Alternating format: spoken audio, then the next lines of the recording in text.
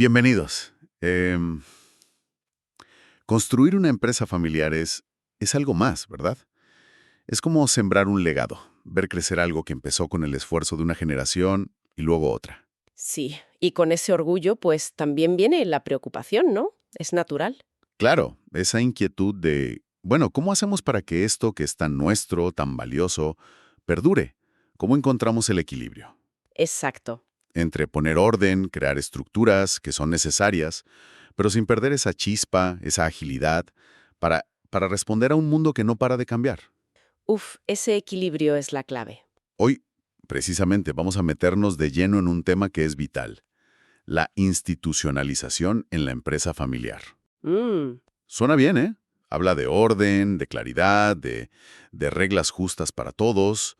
Promete un futuro más seguro, más predecible. sí, la promesa es muy atractiva. Pero aquí viene la pregunta del millón. ¿Qué pasa cuando esa búsqueda de orden, quizás sin darnos cuenta, se convierte en un escudo? ¿Un escudo? ¿Cómo? Pues sí, un sitio donde nos refugiamos para no tener esas conversaciones difíciles, para no tomar esas decisiones valientes que el negocio y la familia necesitan para seguir adelante. Justamente, ese es el punto central que vamos a analizar hoy. Esa paradoja. ¿Exacto? Como un proceso que está pensado para fortalecer, para dar permanencia, pues puede acabar siendo un freno. Mm, Y para esto, nos vamos a guiar mucho por la visión y la enorme experiencia de Ricardo Bolaños. Él ha acompañado a muchísimas familias empresarias en estos caminos de transformación. ya. Él suele recordar una frase, creo que atribuida a Darwin, que viene muy al caso. No sobrevive el más fuerte, ni el más inteligente, Mm. sino el que mejor se adapta al cambio. Eso es. Y la institucionalización, bien entendida, claro, debería ser precisamente un motor para esa adaptación, no un obstáculo. Pues esa es la misión de hoy, entonces. Vamos a intentar desentrañar este dilema. A ver cómo lo hacemos. ¿Cómo distinguimos una institucionalización que de verdad impulsa de una que, paraliza? ¿Cómo usamos estas herramientas para construir el futuro y no para escondernos del presente? Vamos a ello. Empecemos por la promesa, por lo atractivo de la idea. Institucionalizar busca profesionalizar, ¿no? Claro. Hablamos de crear procesos claros, políticas definidas, establecer órganos de gobierno, un consejo de administración, comités, lo que sea. Ujú. Básicamente es pasar de decidir por intuición o por costumbre a tener un sistema con reglas conocidas que se aplican a todos. Suena la fórmula perfecta, ¿verdad? Para la continuidad, la armonía. En teoría sí, es el camino lógico. Profesionalizar da estructura, reduce la dependencia de una sola persona, facilita las transiciones. Claro. Pero aquí viene la primera gran reflexión, y esto se basa mucho en lo que Ricardo Bolaños observa constantemente en su trabajo con familias empresarias. A ver, Que muchas veces este discurso de primero hay que institucionalizar, pues se convierte en una especie de de mantra. un mantra ¿para qué? Para postergar. Para aplazar decisiones que son cruciales, incómodas sí, pero necesarias. ¿Cómo cuáles? Pues sobre quién va a liderar la empresa en el futuro, cómo se va a planificar la sucesión, qué rumbo estratégico tomar ante los desafíos del mercado. Decisiones gordas, ¿sabes? Ya las que queman. Exacto. Y se repite eso de estamos en proceso, estamos trabajando en la estructura. Y mientras, los problemas de fondo siguen ahí, creciendo bajo la alfombra. Hmm. Es la trampa de centrarse tanto en el cómo se van a hacer las cosas que se olvida el que hay que decidir. Y a veces hay que decidirlo ya. Tenemos un ejemplo muy gráfico en el material que hemos estado viendo, uno que ilustra esta trampa perfectamente. Sí, cuéntalo. Imagina una empresa familiar, 3 hermanos al frente. Durante años, la pregunta de quién iba a ser el próximo director general era, el elefante en la habitación. Clásico. Y la respuesta siempre era la misma para no tocar el tema. Primero tenemos que terminar nuestro protocolo familiar. Ah, el famoso protocolo. Eso es. Que para quien no lo sepa es básicamente un acuerdo escrito, ¿no? Para regular las relaciones entre la familia y la empresa. Participación, sucesión, dividendos, esas cosas. Una herramienta valiosísima. Sí, si se usa bien. Pero en este caso, ¿qué comentas? Pues en este caso, la elaboración de ese protocolo se alargó. 5 años. 5 años, madre mía. 5 años en los que la conversación de verdad, la del liderazgo, quedó aparcada. Claro, Y mientras la familia discutía comas, cláusulas, escenarios hipotéticos, el mundo real seguía girando. es que el mercado no espera. Pues no. La competencia, que era más ágil, aprovechó esa parálisis interna, lanzó productos nuevos, ganó clientes y la cuota de mercado de la empresa familiar empezó a caer. Ahí lo tienes. Aquí, el proceso de institucionalización no fue un puente hacia la solución, fue un refugio cómodo para evitar una conversación difícil.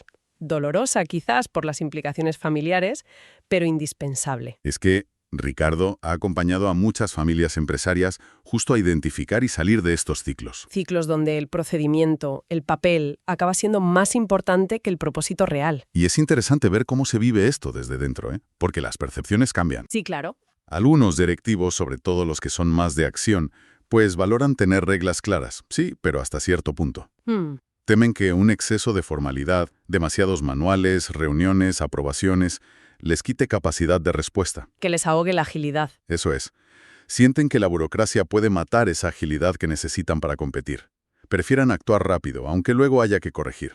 Ya. Y mientras, si miras al resto del personal, a los empleados, la visión es otra. ¿Cómo lo ven ellos? Pues en general agradecen la estructura, las reglas justas. Les da claridad. ¿Qué se espera de mí? ¿Cómo me evalúan? ¿Cómo se toman las decisiones que me afectan? Entiendo. ¿Les da seguridad? Sí, pero la frustración aparece, y puede ser muy grande, si perciben que la dirección usa esos mismos procesos como excusa. ¿Excusa para qué? Para no decidir. Para no avanzar. Una junta directiva que año tras año dice estamos afinando la estructura, pero no se ven cambios reales. Eso genera cinismo. Desconfianza. Mucha. La gente piensa, esto son palabras. Aquí no cambia nada. Y eso, claro, es un golpe directo a la motivación. Ahí es donde la perspectiva de los expertos en gobierno corporativo, como Ricardo Bolaños, es tan importante. Fundamental. Ellos entienden perfectamente la necesidad de orden, de estructura, pero insisten en algo clave. ¿En qué? En que todos estos elementos, los protocolos, los manuales, los consejos, los comités, son herramientas, medios para un fin. El fin es una empresa más fuerte, más sostenible. Exacto. No son, ni deben ser nunca un sustituto del liderazgo.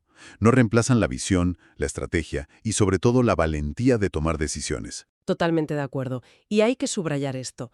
Cuando la institucionalización se hace bien, como un soporte real para la gestión y la estrategia, los beneficios son enormes. Por ejemplo, Pues se genera confianza, interna y externa, con los bancos, proveedores, clientes. Eso es oro. ya. Se asegura la continuidad más allá de una persona o una generación, porque las reglas y los procesos van más allá de los nombres. Y se establecen mecanismos claros para prevenir y resolver conflictos, algo vital en el contexto familiar. Podríamos pensar en una empresa que, gracias a un buen consejo, atrae a un director externo de primera o consigue mejor financiación por ser transparente. Esos son los frutos, sí. Vale, esos son los beneficios. Pero, ¿qué pasa en el lado oscuro? Cuando el proceso se tuerce y se convierte en excusa. Los riesgos son serios. Muy serios. Primero, problemas de gobernanza que saltan a la vista. Consejos o comités que se reúnen, discuten horas, pero no llegan a conclusiones ni toman acciones concretas. Se convierten en tertulias. Sí, foros de debate estériles. Segundo, la percepción de favoritismo. O de arbitrariedad. ¿Cómo? Si anuncias reglas para todos, pero luego haces excepciones convenientes o no las aplicas igual para todos, la credibilidad se va por el desagüe. Claro, eso es fatal. Además, lo que ya decíamos, la desmotivación generalizada. Si la gente ve que los planes estratégicos, los cambios, se quedan siempre en el papel, pues pierde la fe en la dirección, el compromiso baja. Y el riesgo final, quizás el más crítico hoy en día. La pérdida de oportunidades de negocio. Exacto. Mientras la empresa familiar esté enredada en sus procesos internos, discutiendo la coma de un reglamento. Los competidores, más ágiles, están actuando, innovando, capturando mercado. La parálisis interna tiene un coste externo altísimo. Desde luego. Vale, entendiendo los riesgos, la pregunta es inevitable. ¿Por qué pasa esto? ¿Por qué algo que empieza bien se desvía? Buena pregunta. El análisis que nos comparte Ricardo Bolaños, basado en su experiencia directa con tantas familias, apunta a varias causas raíz. La principal. Una muy potente es el miedo al conflicto familiar. Ah, claro. Tomar decisiones sobre quién lidera, cómo se reparte el poder, los beneficios, eso puede generar tensiones, herir sensibilidades. ¿Y es más fácil no decidir? Ante ese miedo es más cómodo decir, Aún no estamos listos, falta institucionalizar más. Es una forma de ganar tiempo o de evitar el mal trago. Ese miedo al conflicto es un motor tremendo en la dinámica familiar, sí. Sin duda. Otra causa frecuente es idealizar el proceso en sí mismo.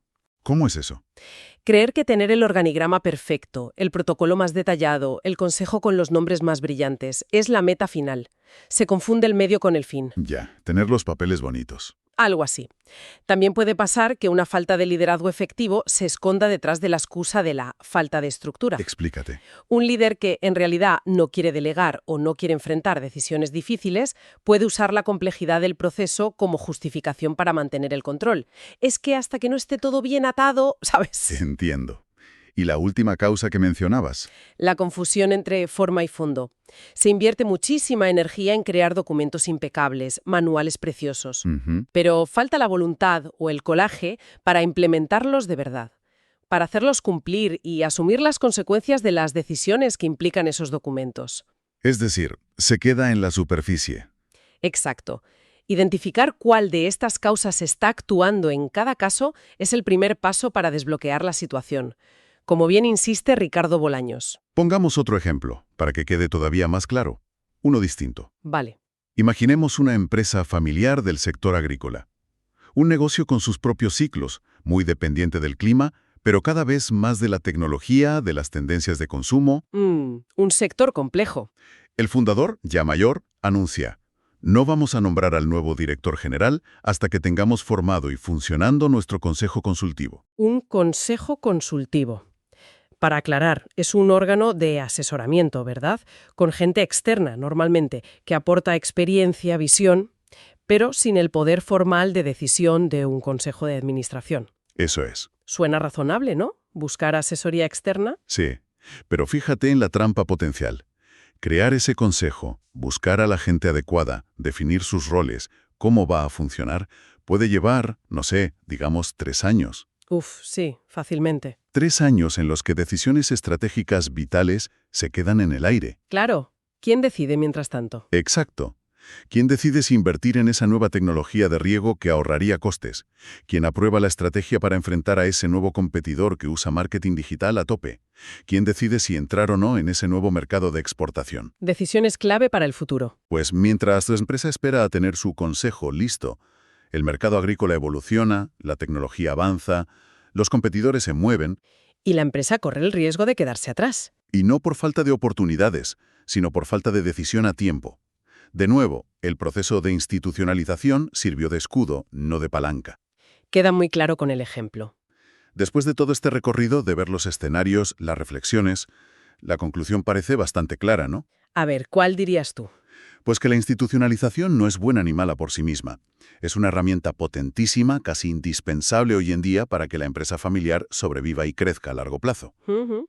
Pero su valor depende totalmente de cómo se use. Exacto. Definitivamente no es la meta final. No, es un conjunto de medios, de prácticas, de estructuras, diseñadas para fortalecer la empresa, para hacerla más profesional, más predecible, más resistente y, sobre todo, más adaptable. Y no hay una talla única, ¿verdad? Para nada. Como Ricardo Bolaños siempre recalca, cada familia empresaria tiene que encontrar su propio equilibrio ¿Equilibrio entre qué? entre la formalidad, que es necesaria para el orden y la transparencia, y la agilidad, que es indispensable para actuar y competir en el mundo de hoy. O sea, reglas claras pero sin ahogarse en ellas. Eso es.